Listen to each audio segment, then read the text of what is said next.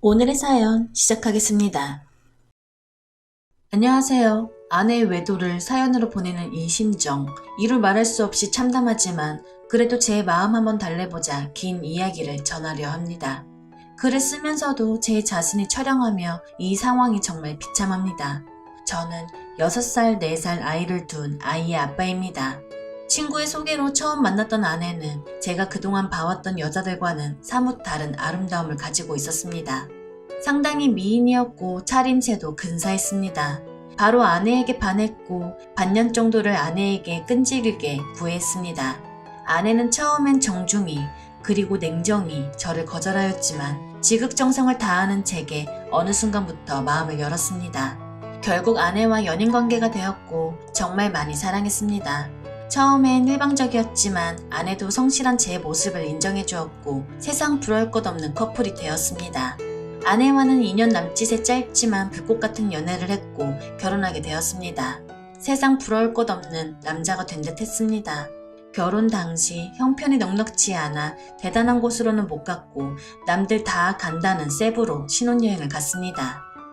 그래도 처음 겪는 외국의 풍경을 눈에 담는 것조차 가슴이 벅찼고 저희 부부는 그것조차 감격스러웠습니다. 제 생각이지만 아내는 다를 수도 있었겠네요. 그래도 별 탈 없는 신혼여행을 보냈고 거기서 첫째를 갖게 됩니다. 지금 생각해도 아이는 제 축복이고 제 인생의 절반 이상을 차지하는 소중한 존재입니다.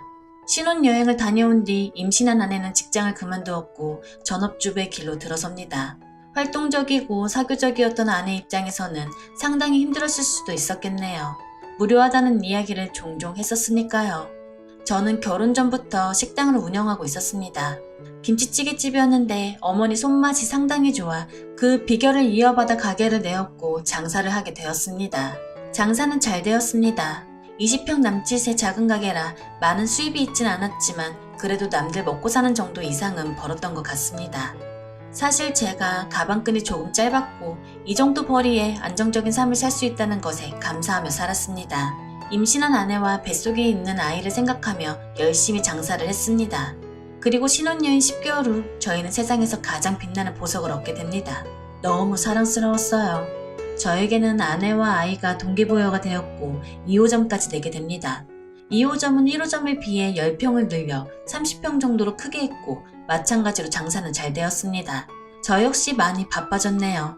아내는 출산하고 종종 가게에 아이를 데려와 도와준 적이 있긴 했지만 아이가 기어다니기 시작하면서부터 거의 오지 못했습니다. 그러다 둘째를 임신하였고 저와 아내는 서로의 역할에 충실히 하기 위해 가게와 육아를 분리했습니다.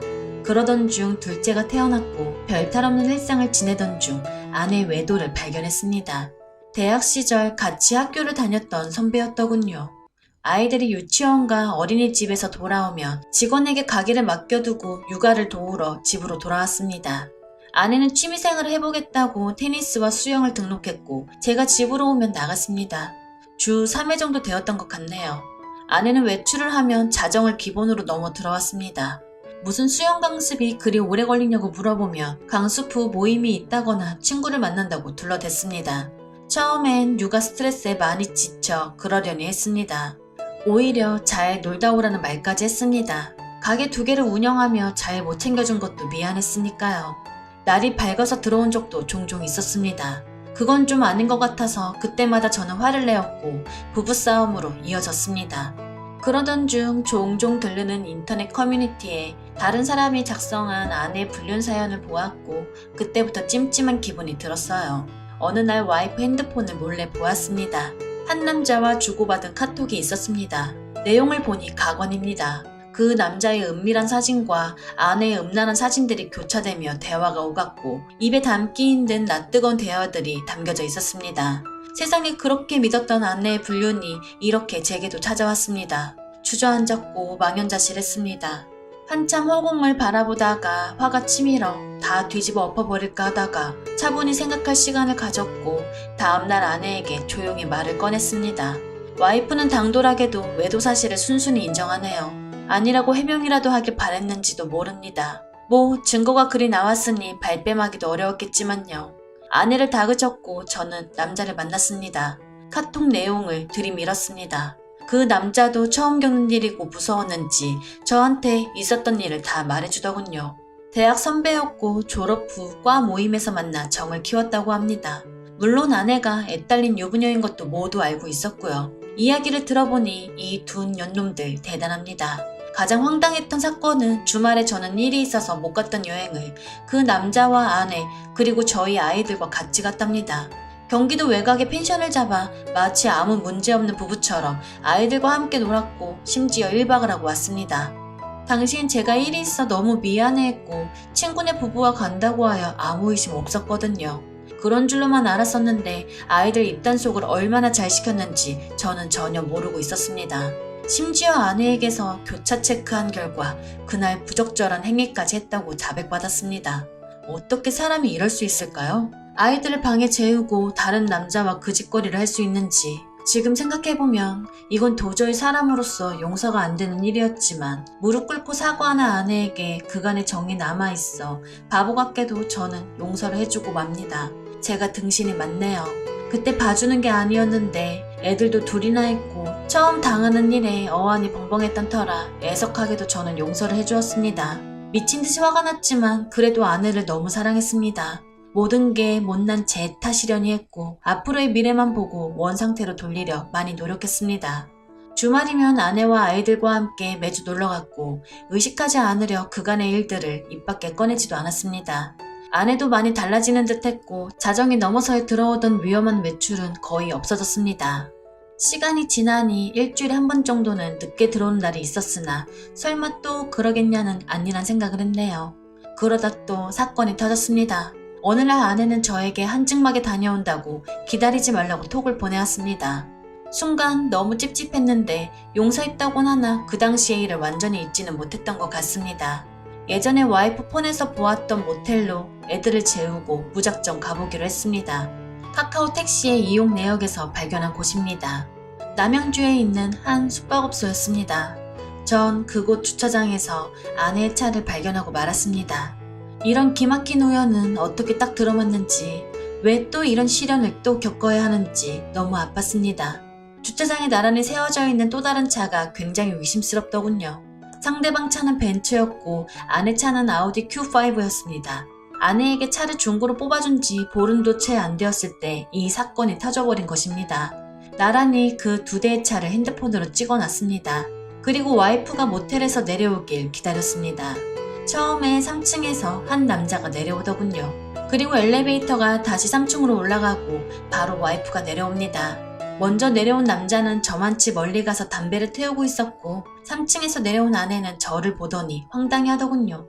그 표정을 잊을 수 없습니다. 저는 바로 와이프를 추궁하기 시작했습니다. 왜 한증막을 간다던 사람이 여기 있냐? 누구랑 있었냐? 아내는 혼자 있었다라는 말만 하더군요. 말도 안 되는 억지였지만 아내는 이번에 걸리면 끝이라는 걸 알기에 딱 잘랐답니다. 아니 어떻게 혼자 모텔에 있을 수 있냐라는 말에 이곳이 온천이 나와 여기로 왔답니다. 그때 멀찌감치 있던 3층에서 내려온 남자가 의심되어 그 남자에게 다가가 물어봤습니다. 그 남자는 아내를 전혀 모른다고 했습니다. 아내도 모르는 사람이라고 했습니다. 아내와 6년 살면서 처음으로 손찌검을 했습니다. 아내를 데리고 모텔 3층으로 올라갔습니다. 몇 호에 있었냐고 물어보니 대답을 안 해주더군요. 혼자 있었으면 몇 호에 있었는지 말해보라고 화를 내었고 끝까지 대답을 못하자 저는 1층 로비로 갔습니다. 사정을 얘기하고 마스터키를 받은 후 아내가 있던 방을 열어보았습니다. 역시 혼자 있었던 게 아니었습니다. 침대 이불이 이 사건을 말해주더군요. 휴지통엔 사용한 휴지 한 뭉치가 있었습니다. 끝까지 혼자 있었던 말에 전 화가 났습니다. 추후 알게 된 내용이지만 아내는 그냥 아는 오빠 동생 사이고 그곳에서는 서로 다른 방에 있었다고 말하고 있습니다. 서로 아는 오빠 동생 사이고 같은 모텔에 같은 시간 같은 3층에서 있었지만 서로 다른 방에 있었다고 합니다. 이 말을 누가 믿을 수 있겠습니까? 아는 동생한테 벤츠 차량 조회를 해봤더니 수원 자동차 매매단지 매물이라고 하더군요. 맞습니다. 그 남자는 중고차 딜러였습니다. 연락처도 알고 회사도 알고 그 남자에게 무작정 전화를 해보았습니다. 그 남자가 하는 말은 아내가 하는 말과 맞춘 듯이 똑같습니다. 아내는 아는 동생이고 본인은 그 모텔 다른 방에 있었다고 합니다. 온천하러 갔었다고요. 이거 가능한 일입니까? 결정적 증거를 잡지 못해 그 후 아내와는 상당히 불편했고 대화도 하나 없는 냉랭한 관계가 되었고 이때부터 아내와 별거하기 시작했습니다. 아내는 수원에 있는 처제네에서 지내겠다고 집을 나갔고 저는 아이들을 돌보고 있습니다. 식당을 운영 중이라 저는 점심만 봐주고 나머지 시간을 아이들을 케어하며 생활했습니다. 둘째 생일 아내가 저에게 문자를 보냈습니다. 아이 생일이니 같이 밥 먹고 싶다고요. 그래서 집으로 오라고 했습니다. 서로 너무 불편하고 껄끄러웠지만 뭐 어쩔 수 있나요. 아이들과 나가서 외식 후 촛불을 불어줬습니다. 아이들은 엄마 언제 돌아오냐며 계속 칭얼댑니다. 그렇게 식사를 마치고 아내는 집으로 와서 할 이야기가 있다고 시간 좀 내달라고 합니다. 아내는 이미 저에게 모든 정이 사라진 상태이며 이혼을 결심했고 빠른 시간에 정리하자고 합니다. 어느 정도 예상은 했지만 직접 아내 입에서 그 말을 들으니 정신이 멍하더군요. 사실 제가 거기서 그러면 안 되는 거였는데 아직 아내를 사랑하고 있기 때문에 아내를 설득했습니다. 참 비참하고 억울했습니다. 제가 다그치고 아내는 빌었어야 하는 상황에 오히려 제가 설득을 하고 회유를 하는 상황이었으니까요. 아이들은 어쩌냐, 아직 우리 다시 해볼 수 있는 거 아니냐, 집으로 다시 돌아와라. 수차례 설득을 했지만 마음이 확실히 떠났는지 완강하게 거절합니다. 저도 대화를 하다 보니 어느 정도 포기가 되었고 소송 이혼을 하고 싶었지만 합의로 최대한 아내에게 맞춰주었습니다. 자동차와 적금 2천만원, 현금 5천만원 주기로 하였고 양육비는 안 받는 걸로 했습니다. 그래도 한때는 뜨겁게 사랑했던 그 여자를 그렇게 보내주었습니다. 그날 모텔에서 있던 사건은 의문만 남기고 끝나게 되었네요. 다 잊기로 했습니다. 지금 아이들은 어머니께서 와주셔서 케어해주시고 저도 일찍 퇴근하여 같이 보고 있습니다. 다행히 아이들에게도 익숙한 일상이었던지라 큰 무리 없이 잘 커주고 있습니다. 훗날 어느 정도 성장했을 때 저를 원망할 수도 있겠지만 최대한 부족함 없이 키워줄 예정입니다. 아이들 성격이 많이 밝아요. 항상 웃음을 입가에 머금고 살거든요. 세상 소중한 우리 아이들, 아빠가 미안합니다. 여기까지 제 이야기는 끝입니다. 긴 사연 들어주셔서 감사합니다. 그런데 과연 서로 알고 있는 두 남녀가 같은 날 같은 층 모텔에서 아무 일 없이 있었다는 게 가능한 이야기일까요? 오늘의 사연 들어주셔서 감사합니다. 여러분의 생각은 어떠신지 댓글 달아주세요. 재미있게 시청하셨다면 구독, 좋아요 부탁드립니다.